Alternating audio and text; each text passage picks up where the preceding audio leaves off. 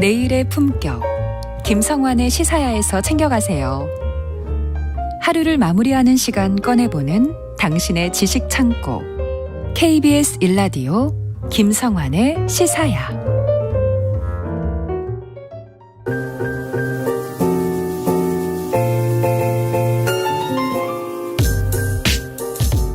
흥미로운 미술 세계로 안내해드리겠습니다. 미술 랭 가이드 오픈갤러리 홍지혜 디렉터 나와 계십니다. 안녕하세요. 네, 안녕하세요. 이제 진짜 12월이에요. 그러니까요. 2022년 이제 그냥 지나갈 것 같아요. 그러니까요. 시간이 어쩜 이렇게 빠르게 지나가는지. 근데 연말 되면 홍지혜 디렉터는 바쁘시지 않으세요? 네, 12월에는 유독 송년회 겸의 모임에서 아트살론 같은 그런 강의 초대도 많고요. 또 캘린더 제작과 관련해서 작품 저작권 협업도 많아지는데요. 은행이나 기업들이 달력 제작에 공을 들이잖아요. 네.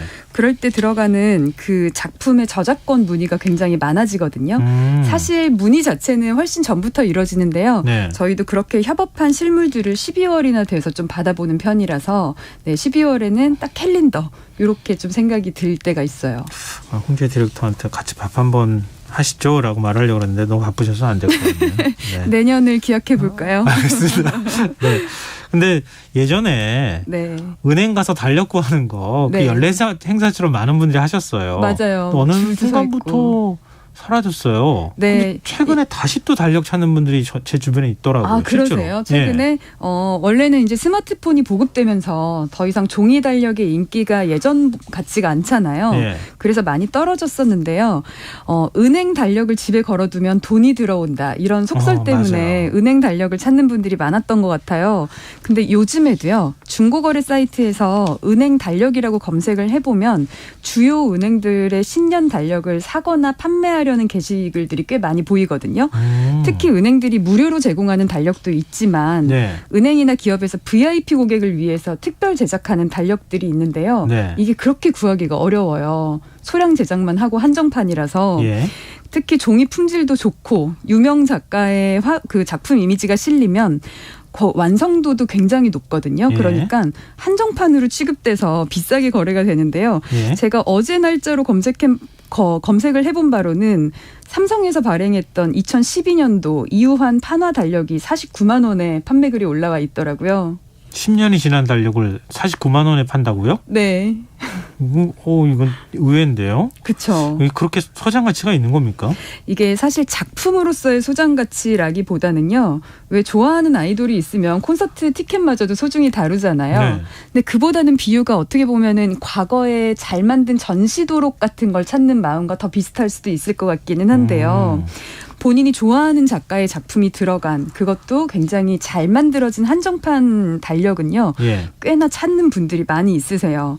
일례로 삼성생명에서는 2021년에 VIP 달력으로 박서보 작가의 작품으로 구성을 했었는데요. 예. 최근에 굉장히 인기가 많았죠. 이거는 판매글보다 제가 사고 싶습니다 하는 글들이 많이 올라와 있더라고요. 네. 10만 원에 구해요 이런 것들이. 이것도 적지 않은 금액인데. 네. 게다가 우리은행의 2011년도 VIP 달력은 박수근 작가의 것으로 구성을 했는데 종이도요. 판화지를 썼고요. 네. 이게 달력이 있으면 이미지가 중앙에 굉장히 크게 들어가 있어요. 그리고 그 아래로는 박수근 작가의 그 사인을 형압 처리를 해서 그 하단에 있는 그 이제 달력의 날짜를 제외하고 액자 처리를 하면 꽤나 근사하게 볼 수 있도록 제작을 했거든요. 예. 한간에는요. 내년도 VIP 달력을 보면 미술시장 트렌드를 읽을 수 있다. 이런 이야기도 하는데요. 저는 발행을 한 기관에 따라서 해석을 좀 달리하기는 합니다. 근데 되게 재밌는 발상인데요. 네. 달력 보면 미술시장 트렌드가 보인다? 네. 동향을 읽을 수 있다. 그러게 말이에요. 근데 뭐라 그럴까요?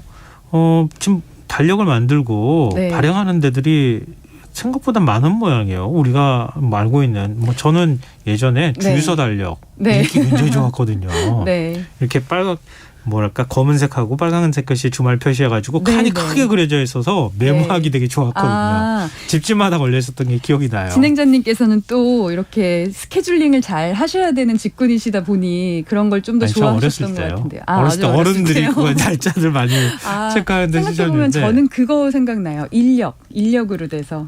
인력. 네, 한 장씩 뜯어내는. 요즘에 인력을 다시 찾는 분들이 있고. 그게 레트로한 감성 감성 때문에 찾으시는 분들도 계신 것 같더라고요. 저도 그래서 인력을 좀 사서요. 네. 다른 분들한테 이렇게 선물할 때 하나씩 드리기도 하고 그러시구나. 그래요. 요즘에. 저는 좀 게을러서 며칠씩 인력을 못 뜯어서 날짜가 매번 좀 달랐던 기억이 있는데요. 그 달력 이야기를 조금 더 해보자면요.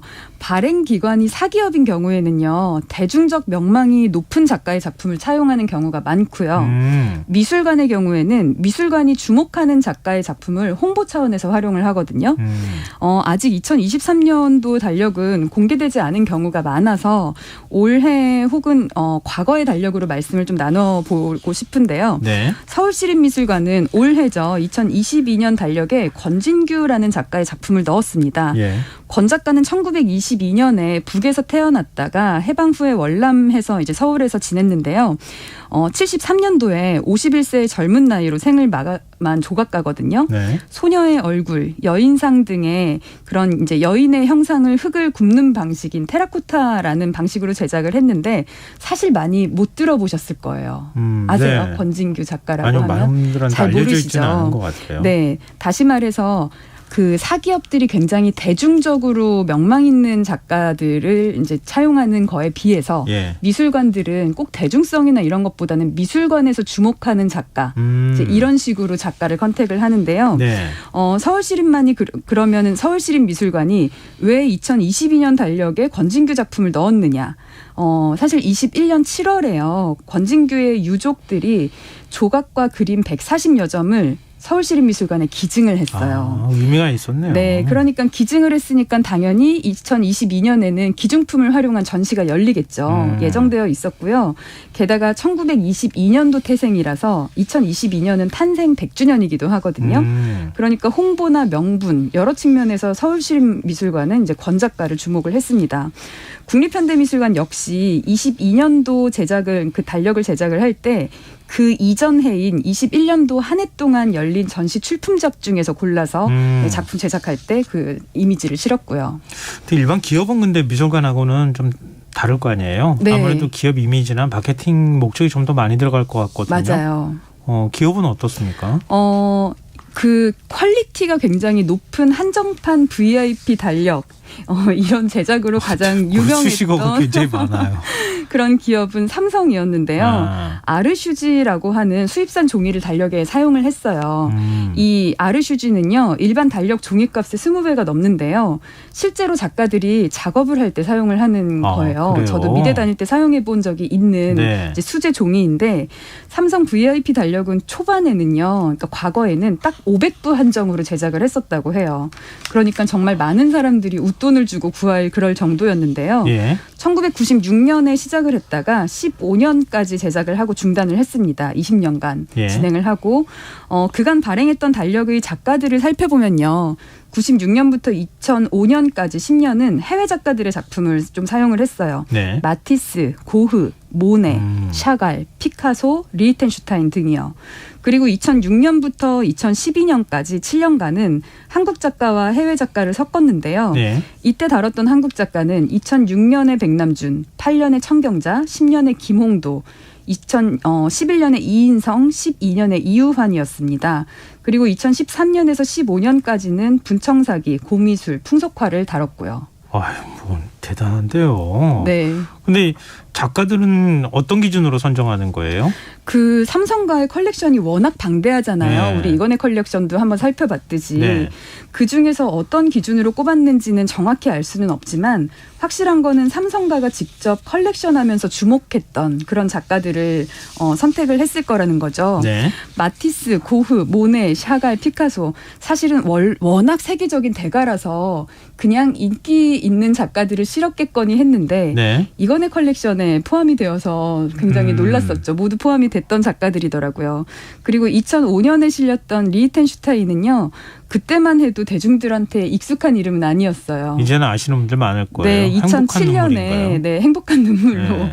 국민들에게 전 국민들에게 알려지게 됐죠. 그러니까 그들이 소장했던 작가들 중에서 좀 주목 그러니까 스스로 주목할 만한 이제 그런 괄목할 만한 작가들을 실었다고 볼 수가 있는데요. 네. 백남준과 이우환 또한요. 한국 작가들 중에서 세계적으로 가장 잘 알려진 작가라고 할 수 있거든요. 네. 백남준은 사실 뭐 한국인이라기보다는 거의 해외에서 계속 활동을 했던 독일에서 플럭서스라는 운동을 이끌었고요. 이우환 역시 일본의 모노화 운동의 그 선구자라고 볼 수 있을 만큼 예. 한국뿐만이 아니라 세계적으로 굉장히 활발하게 활동을 했죠. 좀 재밌는 거는요. 김한기 작가는 그 테마에 없었더라고요. 근데 2015년에 달력을 접었잖아요. 네. 그 전까지는 단색화 열풍이 불기 전이라서 그랬는지 좀 궁금해지기는 하더라고요. 저도. 어쨌든 이런 삼성이 직접 컬렉션했던 작품들 중에서 보다 세계적인 수준이라고 생각하는 작가들을 꼽았던 것 같고요. 근데 삼성이요. 2015년에 VIP 달력을 중단했긴 한데요. 네. 그 이후에 삼성생명이나 리움 미술관들은 추가로 달력을 제작했기도 했거든요. 네. 그러니까 같은 계열이잖아요. 네, 그래서 네. 한번 같이 비교해 볼 만한 것 같아요. 네. 삼성생명은 2022년 달력에 물방울 작가라고 하죠. 김창렬 작가라고 예, 물방울 제주에 작가. 예, 미술관도 있잖아요. 네, 예. 그 작가의 작품으로 꾸렸고요. 예. 2022년에 그 리움 삼성미술관은 같은 해죠. 49세의 재불 설치 미술가인 이슬기 작가의 작품으로 달력을 제작했는데요. 확실히 차이가 있죠. 물방울 작가 김창렬 하면 들어봤어 이러는데 재불 작가 이슬기 하면 딱 떠오르는 이미지는 없으실 거예요. 맞아요. 동시대 예. 현대미술가이기 때문에. 그래서 이런 것들을 봤을 때 확실히 기업은 그 달력을 그 대중적 명망을 보고 고른다는 생각이 들고요. 네. 미술관 달력은 동시대에 주목하는 작가를 볼 수 있다고 해도 과언이 아닐 것 같습니다. 근데 궁금증이 생기는 게요. 네. 이런 작가들 작품을 그냥 달력에다 막 써도 되는 거예요?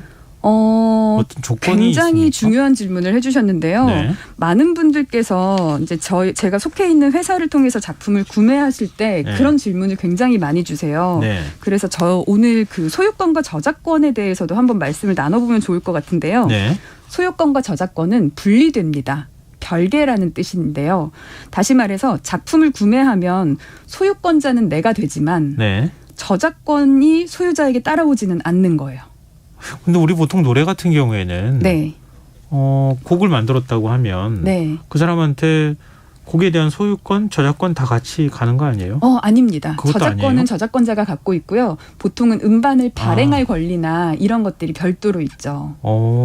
네. 그러네요. 말씀 들어보니까. 대신에 저작권을 판매하기도 하고 네, 저작권 최근에는 대행하기도 또 하고 저작권을 그러네요. 뭐 쪼개서 구매할 수도 있는 그런 서비스도 생긴 걸로 알고 있는데요. 네. 저작권과 소유권에 대한 구체적인 개념 정의는 1912년 독일에서의 판결에서 처음 이루어졌습니다. 저작권과 저작권이 있는 작품의 소유권은 서로 관계가 독립적이다.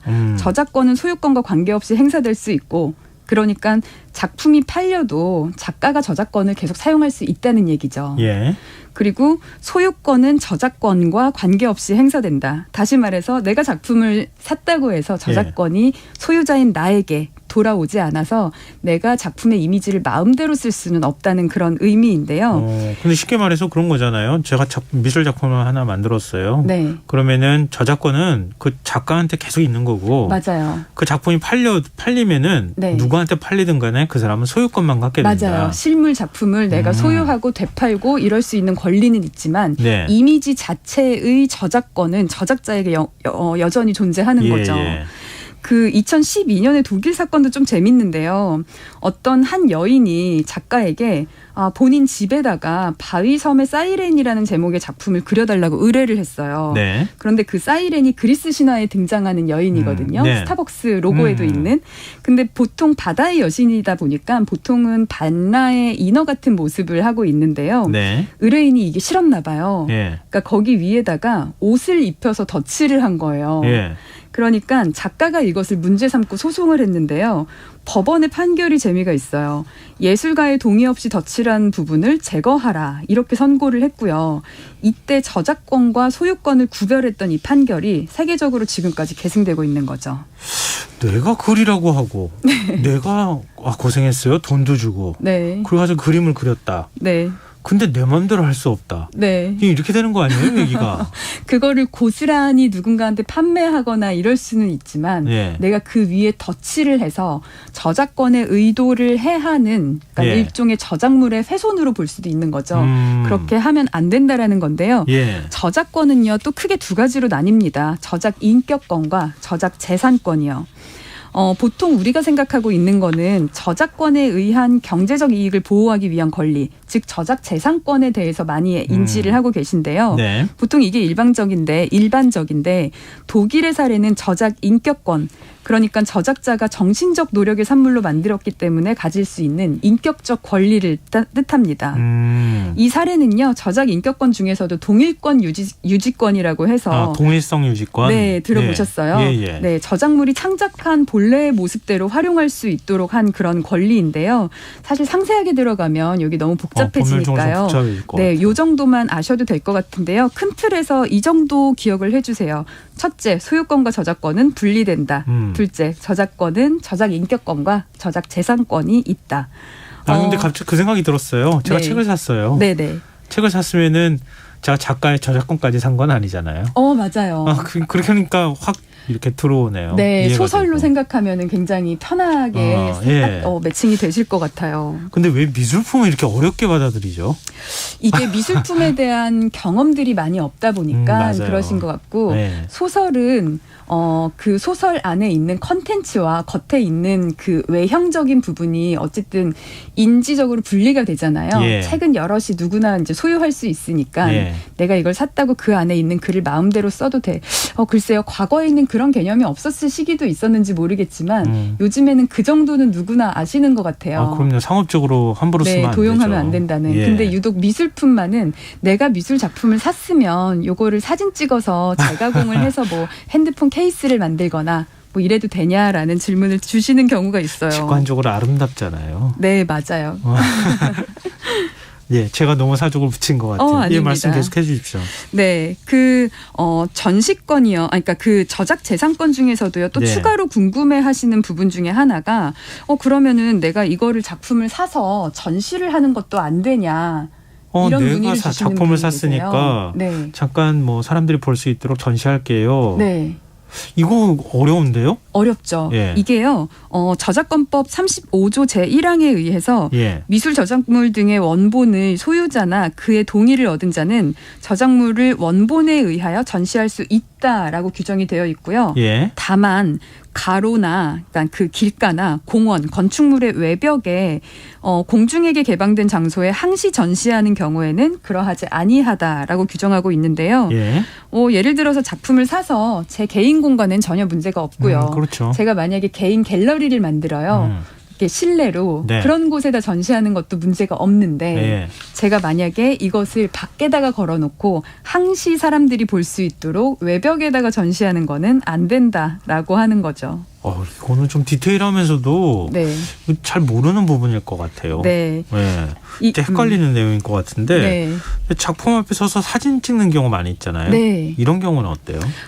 이 사진을 어떤 용도로 활용했는가에 따라 다를 것 같아요. 예. 그 세상에는 많은 경우에 흑과 백 사이에 회색 영역이 존재를 하잖아요. 예. 방금 좀 헷갈린다라고 말씀을 하셨듯이 딱 잘라서 정확히 된다 안 된다라는 상황으로 이렇게 말씀드리기는 어려운데요. 상식적인 선에서 그 프로필 사진을 상업적으로 활용하지만 않으면 보통 용인된다고 생각하시면 될 것 같아요. 네. 또 뭐 예를 들어서 무슨 어디 회사 사장이에요. 네. 회사 제품을 홍보하려고 네. 그런 이제 그 어떤 대표의 이미지를 내세우는 회사들이 있잖아요. 네네. 근데 그 뒤쪽에 벽에 네. 그림이 걸려 있는 사진을 광고하는데 쓴 거예요. 네. 그럼 어떻게 되죠? 그런 문제가 될 수 있죠. 그런 문제돼요? 네. 하지만 그런 게 어디 뭐 기사에 나왔다거나 뭐 대표가 그 앞에 서 있는 뭐 이미지를 사진을 프로필 사진으로 썼다던가 네. 이런 거는 상관이 없을 텐데요. 예를 들어서 가구를 홍보하기 위해서 예. 어떤 공간을 잘 꾸며놓고 예. 가구 위에다가 작품을 거대하게 걸어서 그 사진을 카탈로그에 뭐 출력을 했다. 이렇게 된다면 문제가 될 수 있을 것 같습니다. 이거 별로 생각해보지 않았던 부분인데 네. 이게 아주 뭐랄까요? 제가 만약에 미술품을 소유한다고 하면 한 번쯤 고민해 볼 필요가 있는 그런 네. 화두인 것 같아요. 근데 앞서 이제 VIP 캘린더 말씀해 주셨잖아요. 네네. 달력. 이런 거는 그러면은 뭐 유명 화가의 작품을 실을 때 네. 미리 다 동의 받는 거예요? 모네의 작품은요. 저작권 지불을 안 했을 거고요. 백남준에게는 저작권 지불을 했을 겁니다. 이게 무슨 차이예요? 외국 작가하고 한국 작가 차이예요? 그럼 또 이렇게 말씀드려 볼게요. 예. 고흐와 모네에게는 저작권 지불을 안 했을 거고 피카소와 샤갈에게는 저작권 지불을 했을 겁니다. 이건 뭐 제가 나라마다 너무 다른 말장난 거예요? 같나요? 그 나라마다 조금씩 다를 수도 있는데요. 네. 기본적으로 저작권은요. 작가의 사망 시점에 따라 다른데요. 아. 사후 일정 기간 이후에는 소멸이 됩니다. 네. 그 기간이 계속 뭐 나라나 시기에 따라 변경되는데요. 네. 최근에는 대부분의 나라가 사후 70년까지 그 보호를 하고 있다고 보시면 될 것 같아요. 따라서 고흐나 모네는 1890년, 1926년 이렇게 사망을 했기 때문에 이미 사후 70년이 지나서 저작권 상관없이 마음껏 쓸 수가 있었고요. 피카소나 샤갈은요. 1973년 그리고 샤갈은 1985년에 사망했기 때문에 네. 둘 다 여전히 저작권 보호 기관에 속하죠. 그러면 제가 고흐 작품 이미지로 달력을 만든다. 네. 뭐 어떤 걸 써도 상관없는 거예요? 네, 상관없습니다. 그렇군요. 네. 그러면 저작권 기간이 나면 사후 70년이 지나지 않는 작가의 경우에는 반드시 작가를 통해서 뭐 대리인이든 맞습니다. 미리 사전에 허가를 구하고 네. 그렇게 하면은 일정하게 돈을 받겠네요. 네, 맞아요. 보통은 작가가 계시다면 작가가 그 저작권료를 얼마다라고 산정을 하겠고요. 예. 저작권 권리잖아요. 네. 사후에는 보통은 그 권리가 이제 보통은 뭐 이제 가족들한테 넘어가죠. 그래서 그걸 그 유족들이 보통은 관리를 하시는 경우들이 있어서 예. 네, 그 사후 70년 전까지는 이 저작권 논의를 협의를 반드시 하셔야 사용을 하실 수가 있습니다. 그러면 뭐 아까 말씀하셨던 것처럼 소유권하고 저작권만 구분하고 네. 그다음에 저작권에 있어서는 사후 70년 네, 맞아요. 이렇게 기억하시면은 그리고 함부로 막 다 사람들이 지나다니는 길에다가만 작품을 걸어놓지 않으면 된다. 네, 이렇게 맞습니다. 요약해서 기억하면 되겠네요. 네, 아주 정리를 굉장히 잘해 주셨네요. 네. 이렇게 칭찬받으니까 이상한데요. 자, 복잡할 수 있는 내용인데 네. 정말 정리를 잘해 주셨어요. 그럼 이 저작권 보호라는 것하고 네. 저작권 개방이라고 하는 개념도 있어요? 네, 맞아요. 혹시 카피레프트, 그러니까 저희가 보통 카피라이트라고 부르잖아요. 예, 예. 네, 카피레프트라고 혹시 들어보셨어요? 예, 예. 네. 그러니까 갖다가 그냥 쓰도록 하자라고 하는 운동인 거잖아요. 맞아요. 저작권에 구애받지 말고. 맞습니다. 그러니까 카피라이트의 라이트이 권리라는 의미도 있지만 오른쪽이라는 의미도 있잖아요. 네. 그러니까 이걸 레프트로 바꾼 건데요. 그러니까 독점적 권리에 대한 반발인데요. 이게 사실 좀 자유롭게 공유해야 서로 간에 좀 문화 양성이나 이런 게 발전되지 않냐라는 의견인데요. 실제로 저작권법 1조는요.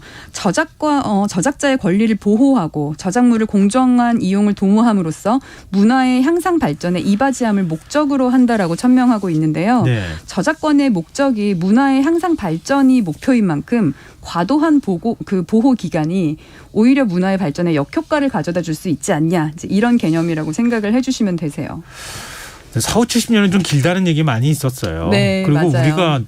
우리가 갖고 있는 지식은 네. 현대 지식의 빚진 거잖아요. 네. 근데 한 사람한테 그 모든 것들을 다 소유권을 맞아요. 준다는 건 독점적 부당하다. 객타적 권리이다 보니까 예. 어떤 면에서는 저작자를 보호하지만 어떤 면에서는 이용자들의 권리를 너무 엄격하게 좀 제한하는 게 아니냐. 이제 이런 의견도 있는 거죠. 네. 우리가 내년 달력 얘기로 시작해가지고 결국 저작권 얘기로 얘기가 끝나는데요. 네. 하여튼 이렇게 작품을 이용하는 경우 굉장히 많이 있을 수 있으니까 네. 오늘 방송했던 내용을 한번 참고해 보시면 굉장히 좋을 것 같습니다. 네. 자, 오늘 미술랭 가이드 오픈 갤러리 홍지혜 디렉터와 함께했습니다. 오늘 말씀 고맙습니다. 네, 감사합니다. 김성환의 시사양 오늘 순서 여기서 마칩니다. 모바일 쿠폰 당첨자는 홈페이지 공지사항에서